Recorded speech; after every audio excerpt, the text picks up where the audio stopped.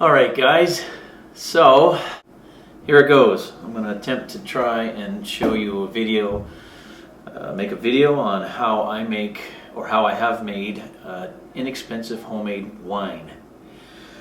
Now as you can see, I've got my 2 bottles of juice here, and they happen to be the Welch's juice. I decided to get the better, the slightly better ones. You can use anything, I'm pretty sure, except for, you might want to try to pick out something that has no preservatives, but basically what you need is your bottles of juice. You need a couple extra glasses to take some of the juice out, because you have to reduce the volume of the juice.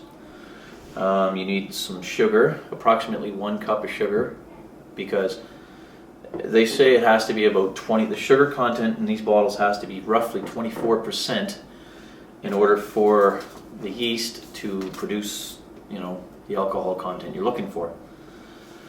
So you have to add a little bit more sugar, because I think, according to the calculations, there's probably only about maybe 5% of this bottle is sugar, give or take. Not exactly sure, it doesn't say, but so what we're going to do is we're going to start by taking some of the juice out, obviously, reduce my volume. So we'll take a little bit of this one. It's the old red wine, the old red juice. Probably a little more than a cup. Anyways, I bring the levels down to about just to where the lines in the plastic are. And I've got a funnel. You might want to get a funnel. It'd be a lot easier by pouring.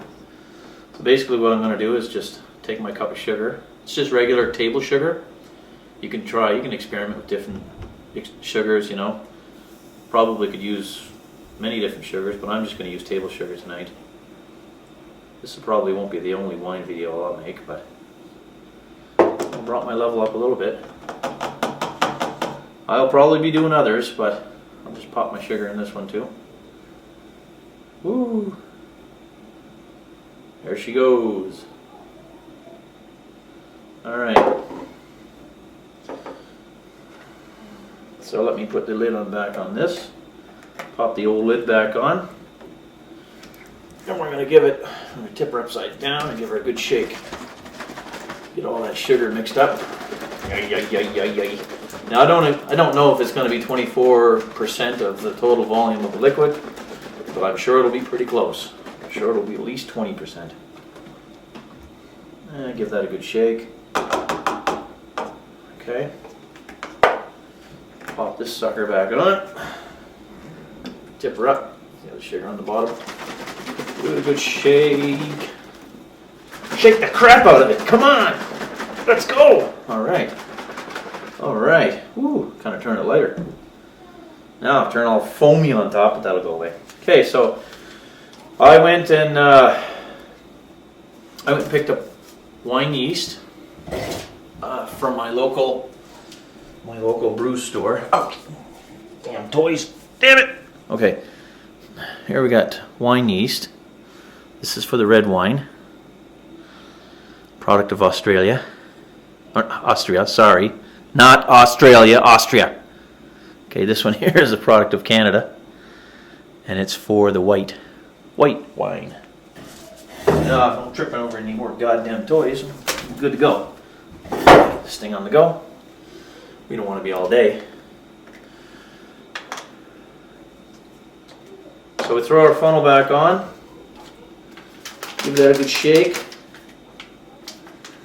Okay, we'll use the funnel to put this in. Give her a good... make sure I get all that out of there.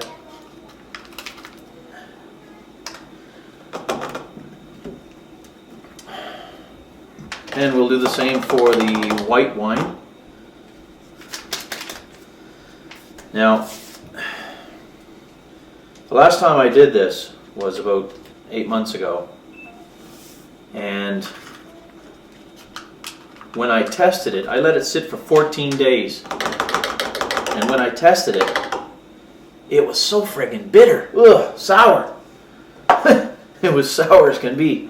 Anyhow, maybe I didn't quite put enough sugar into it to begin with, but I left it alone in my dark closet, in the darkness, in the closet, in the room temperature. I left it alone for almost 3 months. Okay, So we're going to tip this up, put the lid on back on very tightly, tip her up, give her another shake, get that yeast in there, shake it up really good. It's all sanitized inside, so you don't have to worry about any sign. The only thing you have to worry about is the funnel, which was sanitized, these glasses, which were cleaned. That's about the only thing. Sanitized, but you don't have to sanitize it. I mean, because of the nature of grapes, sanitizing is not, you don't have to be as strict with sanitizing as you do with beer, making your own home beer. You got to be a little stricter on the beer. Give this one a good shake. So anyways, last year I did this with the red wine here, and I let it sit for like 3 months in my closet, forgot about it. When I decided to crack it open and give it a try, it was unbelievably good. You couldn't believe how well it tasted. For juice, for just normal juice, for just using regular juice, and I didn't even use wine yeast. I used bread yeast, Fleshman's bread yeast, and I couldn't believe how well it turned out. It turned out excellent. We all couldn't believe it. So, okay, so basically that's it. You got the sugar in there, approximately 1 cup of sugar to bring it up to at least 20 to 20 some percent of the volume. We added our yeast. So what we're going to do now is, what I'm going to do is just release the lids, just a little bit. You don't want to release it too much so that it pops off, but you just want to release it just a little bit, just like that. Just release it just about a quarter of a turn. Now it's going to build up pressure in a few hours, and it's going to start pushing on those lids. Now, if there's any concern, if you have any concern with maybe the lids might work themselves off, maybe just take a piece of tape and put it down over so that they don't turn on their own from the pressure. But that's all you have to do, just use lids. Other people have used things like condoms, balloons, or even, putting in an airlock. The airlock idea is good. Either an airlock by itself or a bung like this with a hole in it so that you can run a tube into a glass of water or a bottle of water. But I don't really like the idea of using balloons or condoms, just because, not that I don't recommend it, but I don't like it myself, because you have to be there to watch it, and you have to make sure that you get the pressure going. Like once the balloon inflates and then deflates, you'd have to be there. Like I would be concerned with maybe some of the latex possibly getting into the liquid. If you're not there to take it off and take that balloon out of there and strain it out, or do whatever you have to do on a second stage, you might possibly run the risk of some contamination with the latex getting into the liquid, and there might be a small possibility, but I just don't want to run the risk. I would rather use like an airlock myself, or like I said, just loosening these lids. Just loosen them a little bit. I did it last year. I just loosened the lids, and it did build up pressure, and it blew out a little bit, but a little bit, just sort of came out right. But I think I'm going to stick a piece of tape on them just so they don't turn off. Maybe, why not? Just a little piece of clear tape over the lids.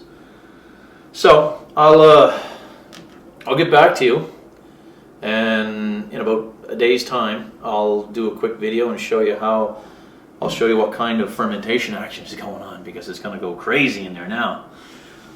So I guess that's it. I can't think of anything else to tell you at this point in time. I just thought I'd show you guys, or whomever's out there, the way I've made homemade wine. The total cost of this was about $4.50 for the juice, and it cost me $1.50 for the yeast. So that's like, I don't know, 9, 10, 11, 12 bucks, plus maybe 2 cups of sugar, so $12 to $14 total. That's it. So that's not bad, that's Canadian. That's all I can tell you for now. If anybody has any questions, then go ahead and send me a question. I don't care. I'll try and give it a good answer, a decent answer. But other than that, I'll get back to you and I'll show you how these things are fermenting. Thank you very much for watching, and I'll see you in a bit. Bye. Cheers. Cheers. Don't forget cheers.